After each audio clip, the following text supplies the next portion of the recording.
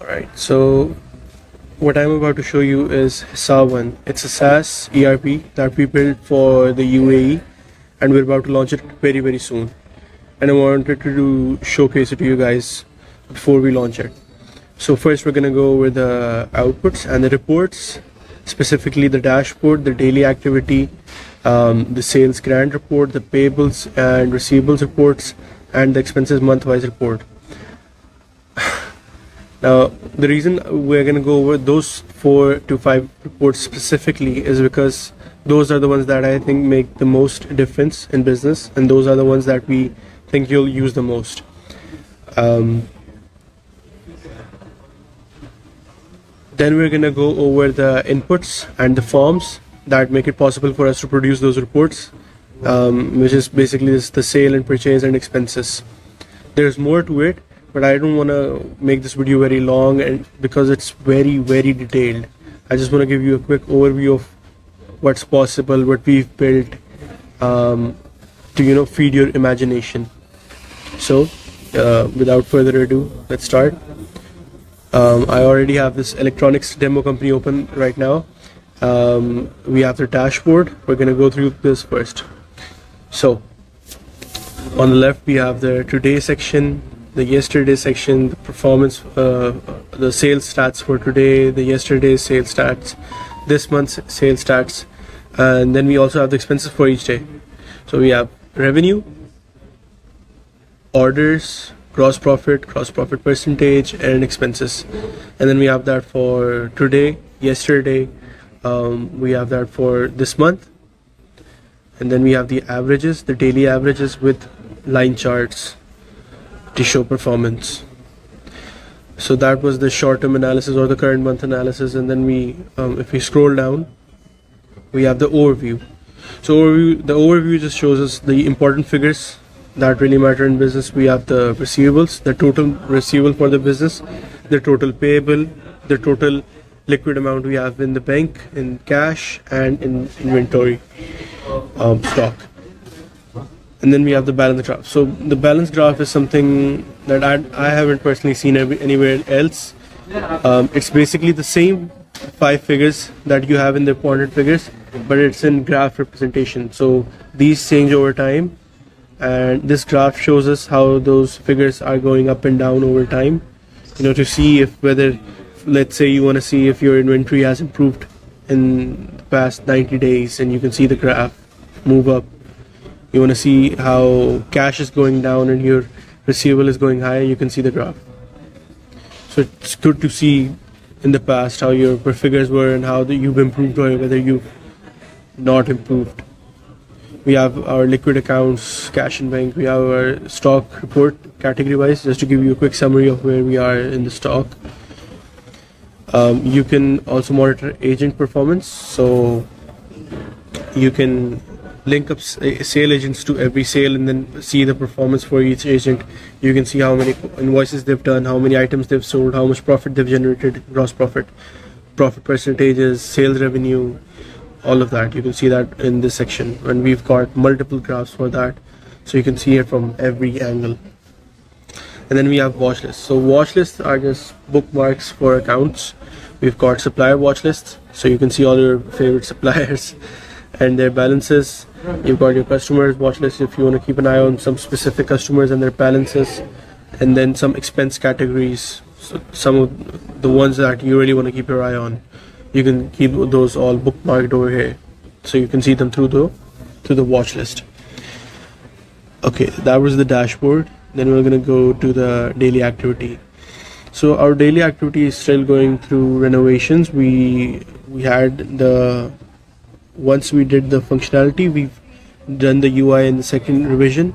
So most of the daily activity is still in our older UI, but I'll show you the functionality.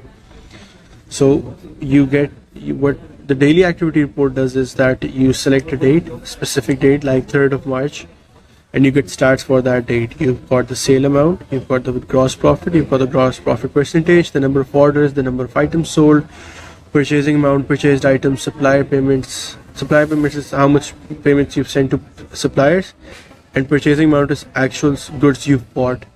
So if you create a purchase order in the system, doesn't mean you paid the supplier. It means you just bought stuff on credit. Okay, credit.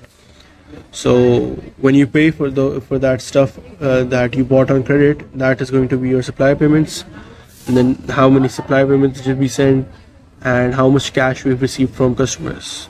So same like purchase on credit, we've also got credit sales. Obviously, if you're researching ERPs or looking to design a system, you obviously know what credit systems are, or credit sale and purchases. So these are the payments we've received. And then you go into the sales section. You've got all the sales for today, sale agent wise report, product wise sale report, category wise, branch wise, city wise, category to agent wise, like which agent performs how well in each category. And then you have purchases.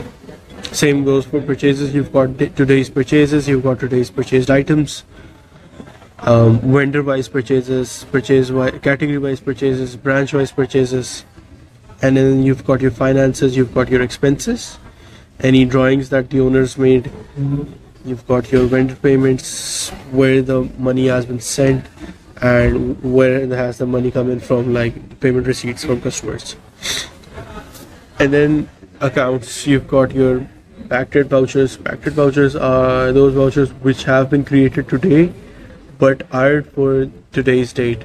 So if I create a voucher today and it's dated for 1st of May, that's a backdate voucher. You can see today's 3rd of May, and these vouchers are for 30th of April, 2nd of May, and 29th of April. So it's good to have that there, so you know if something.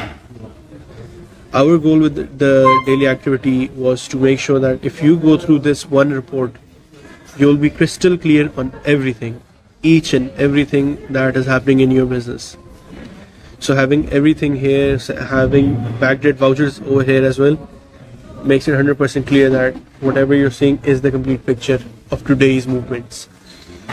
Backdate vouchers also reflect sales, purchases, expenses, any transaction. So if you're seeing the backdate vouchers, it covers everything. And then you have manual vouchers. So manual vouchers are those that you can just enter manually. You don't have to enter any sale, purchase, or expense. You can just go to data, and then you can go to journal voucher and create that voucher. And then you have cash bank activity, all the movements in each cash or bank account. All the entries for those accounts are going to show up here, so you can monitor how is your cash moving today, how is your liquid amount moving today. Yeah. So that was the daily activity in the dashboard, and then we're going to go to our report section. So for reports, we have payables. Let's go over sales grant first. So the sales grant report basically covers everything that is to be covered in sales. What most people or what most accounting softwares do is that they offer each of the section in this report as a separate report. So they'll have sales by day, sales by category, sales by item, sales by client, sales by week, sales by weekday. What we've done is we've combined everything into one report. You just choose the starting date and the end date, like 1st of May to 3rd of May. And then you have all the stats. You've got the day-wise sale report, you've got the category-wise sale report, the region-wise sale report, the city-wise sale report, the week-wise sale report, the agent-wise, and the weekday-wise. Then you've got the agent to category-wise sale report, and then you've got the product-wise sale report. So you've got everything related to sale already in one report. So that if you just go through that report, and you'll be crystal clear on how the company's cash is coming in, where is the company performing best, where is the company losing. Then we have our payables. More specifically, sorry, I didn't mention here, we are going to see the payables aging report. Now the payables aging report is key. It's key to running cash flow, to managing your vendors. I'm just going to let it load up. Yeah. So the aging report shows which vendor is to be paid when, how much of their old amount is stuck, or which of their amount is stuck from when. For example, we've got a vendor here, let's say laptop house. It says that laptop house says 660,000 is stuck within the last 10 days. And then we have another vendor which is like Galaxy Computer. It has 712,000 stuck in the last 10 days, and then 733,970 stuck from 60 to 90 days. I'm saying stuck. What I'm referring to is due. So they're due. So about 730k is due from 60 to 90 days, and then 712k is due within the last 10 days. So having a bird's eye view of how much money is due from when gives you better control of over your negotiations, and you're dealing with your suppliers and vendors and clients. So the payables report shows everything for your vendors or suppliers, and then the receivables aging report shows the opposite for your clients. So this is the example for the receivables report. It's completely the same, just shows data for your clients. Alright, and then we're gonna go back out and we're gonna see the expenses month-wise report. Yeah.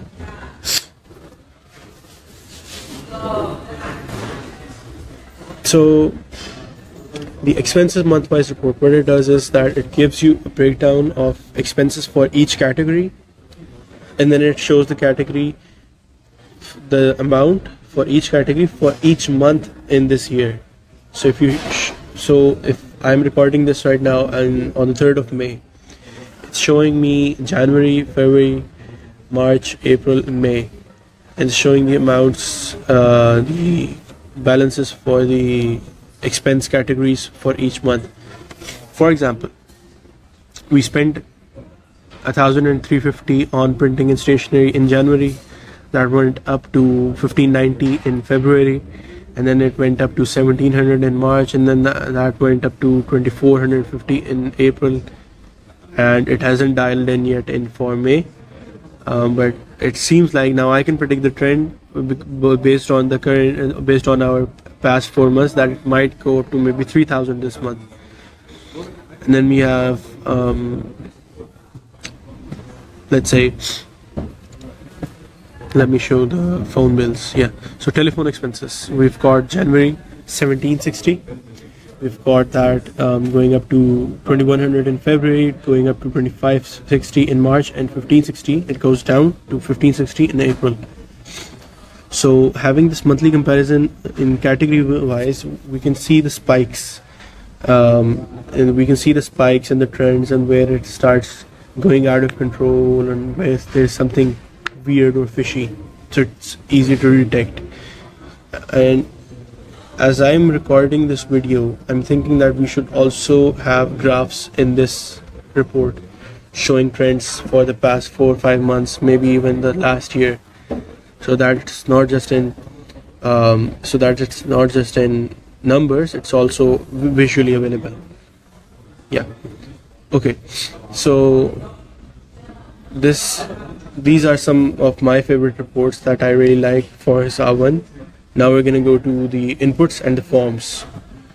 Let's go with expenses first. So if you want to enter anything into HysabOne, you're just going to go to the top right on your screen. You're going to click on data, and then you'll have the links to everything, all the forms in one place. You'll have the link for the sale order form, the payment receipts, purchase order form, supplier payments, bank to cash transfer, vice versa, drawing, any owner drawings, any journal voucher entries, or any expenses. You can enter anything, any sort of data into HysabOne from this one button and then the menu.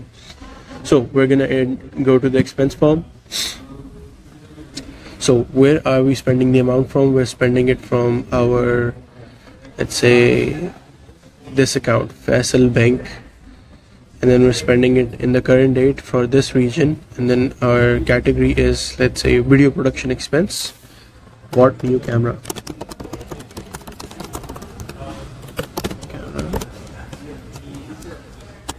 Now, I don't know any camera models, but I'm just gonna give one randomly like in D7000, let's say, and the amount is, let's say, 200,000 or 2,000.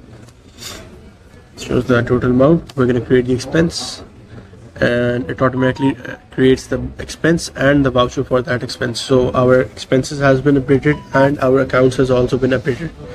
You can see the voucher entry, the voucher details, each and everything. I can attach supporting documents if I want to.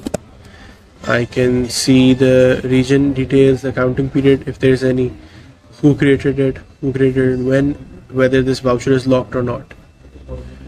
I can edit it, delete it, or print it. And then if I go to expenses, I should be able to see this new expense show up.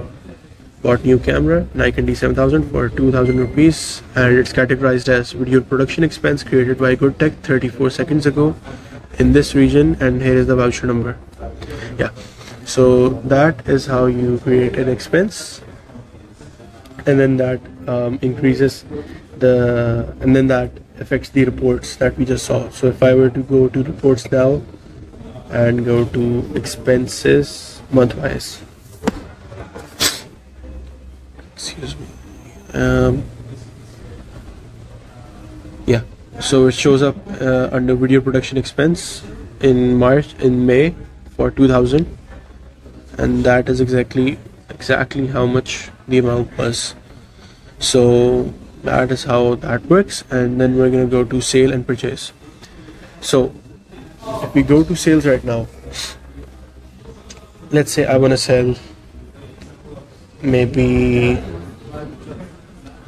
we're going to sell an iPhone 15 Pro Max. We're going to purchase it and sell it at 10% profit margin, let's say, and we're going to do it everything from this one form.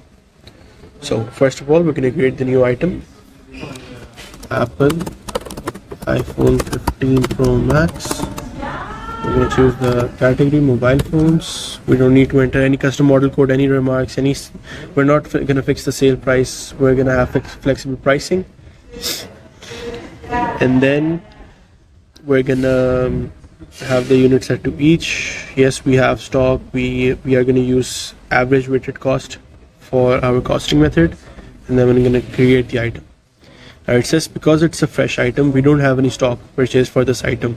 So if I were to say that I want to sell 2 pieces, it says that you need to buy right on the spot. So you do not have enough quantity on stock to proceed with this order. You need to enter purchase on the spot details to enter the sale. HysabOne will use this details to automatically create a purchase in the system in the current date.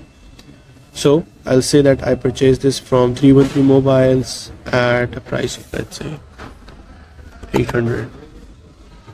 What, 5 pieces? So we're selling 2 and we're buying 5 first. So we're gonna have 3 in stock after the sale, and then we're selling it for 1,200.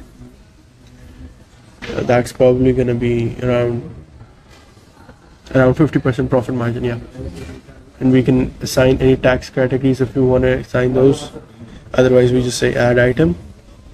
If I added that item to the bill, we're not gonna actually, let's bill it to my name.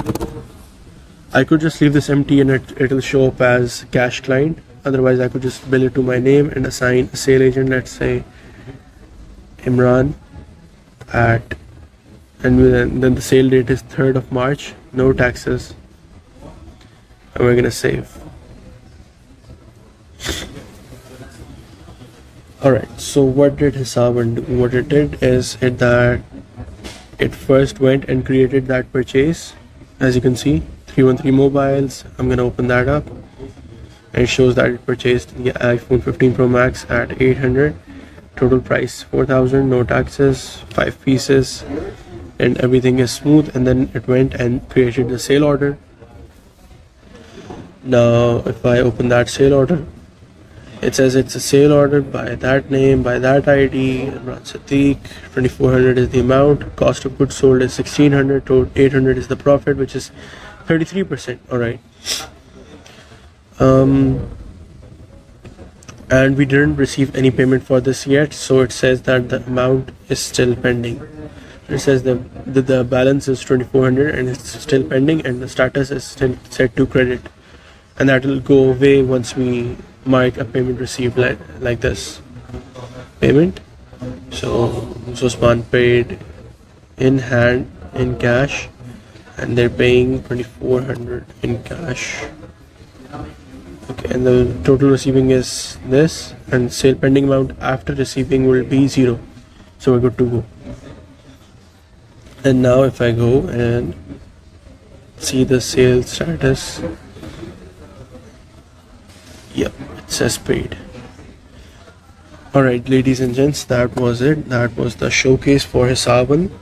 It was a really general and very basic overview of this product and what we've built.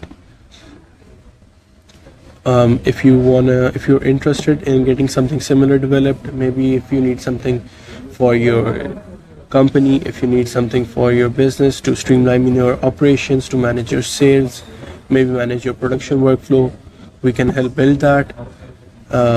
Yeah, this is HysabOne from Good Tech, and thank you.